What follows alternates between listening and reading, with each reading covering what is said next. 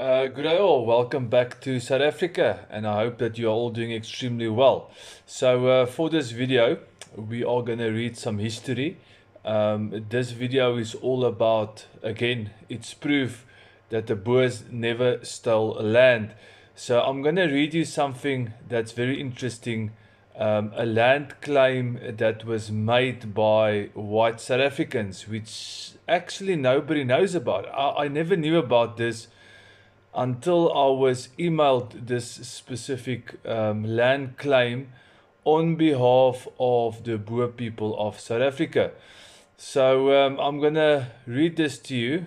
I hope you find it interesting. So again, the Boers never stole land. That is the title of this specific piece.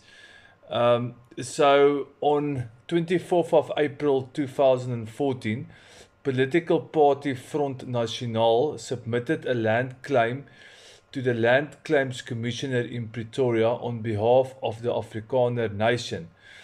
The claim pertains to the land described in the National Archives of South Africa, document R117/1846. So this is actually archived material. So from the Oorigstad to the north till the Olifants River, then downwards to the Delagoa Bay line, to the south to the Crocodile River, west to the Elands River till the 26-degree line, east till where the Crocodile River joins the Komati River. So they are actually giving us borders of this specific claim. It goes on to say, Front National state that the sale of said land, which they just described to us the borders, was between King Massaus or Massaus, representative of the Zulu as the seller, and Commandant SJZR Burg, representative of the Dutch South African nation, as the buyer. A copy of the agreement is filed in the government archives under file R117/46. So again, paperwork. There are actually a paper trail if it comes to this specific piece of land.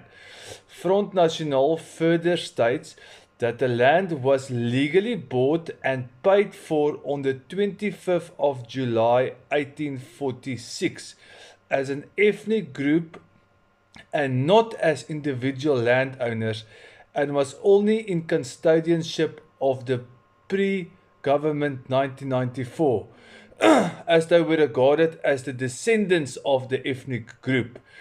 There was therefore no legal right to hand this land over to a foreign, I would assume that is the 1994 government, to a foreign government in April of 1994, and away from the original ethnic group, which is us. The new land claim process has not yet been finalized. So that's quite interesting. So this land claim was actually submitted on 24th of April 2014 for this specific piece of land. So then it goes on to say, guys, please like, share and subscribe, and share if you find this interesting. And then it goes on to say the people north of the Vaal River, Afrikaans-speaking Boers, in the South African Republic were recognized as independent countries by the United Kingdom with the signing of the Sant River Convention on 17 January 1852. The Orange Free State was recognized by the United Kingdom on 17 February 1854. The Orange Free State became independent on 23rd February 1854 with the signing of the Bloemfontein or Orange River Convention. The Orange Free State was nicknamed the Model Republic. The Transvaal and the Orange Free State developed into successful independent countries which were recognized by the Netherlands, France, Germany, Belgium, and even United States as well as Britain. These two countries continued to exist for several decades despite the First Boer War with Britain. However, later developments, including the discovery of diamonds and gold in these states, led to the Second Boer War. In this war, the Transvaal and Orange Free States were defeated and annexed by the overwhelming larger British forces, ceasing to exist on 31st of May 1902 with the signing of the Treaty of Vereniging. So this is when the Second Boer War ended.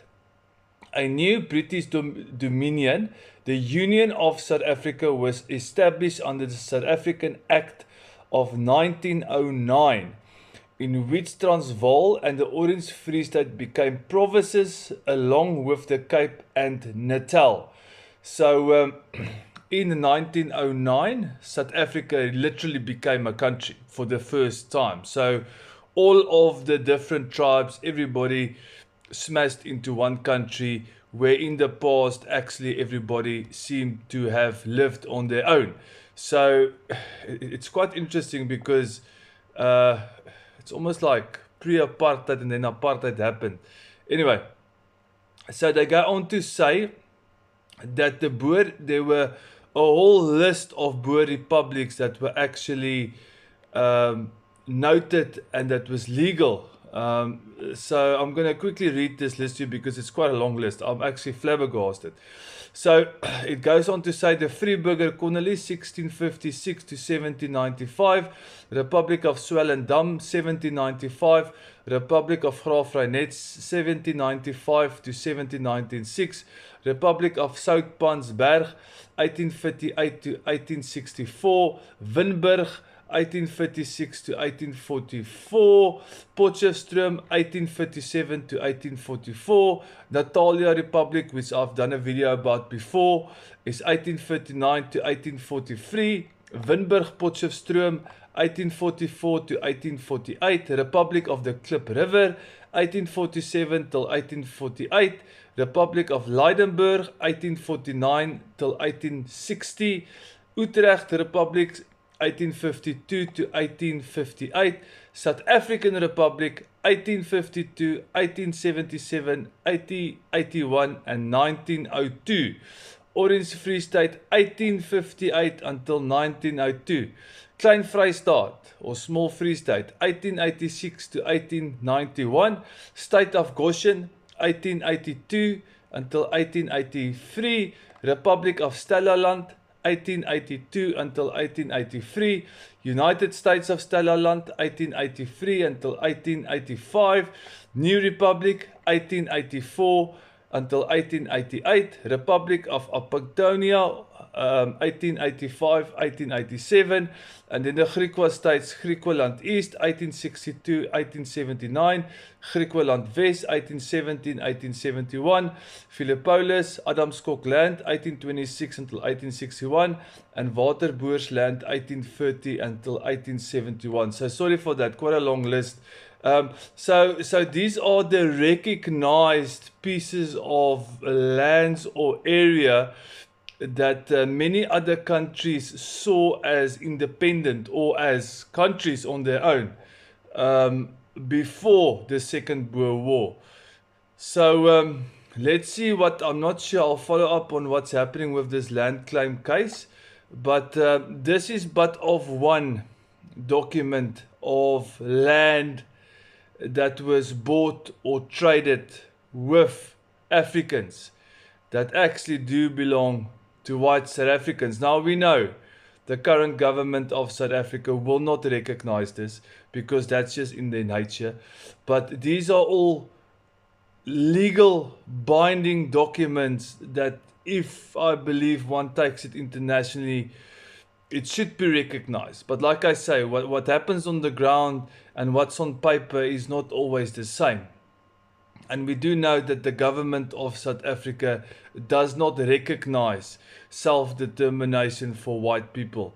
So stick around because my next video is going to be about how can we as white South Africans make sure that we at least leave a piece of land or a piece of area or a Volksstaat for our children one day.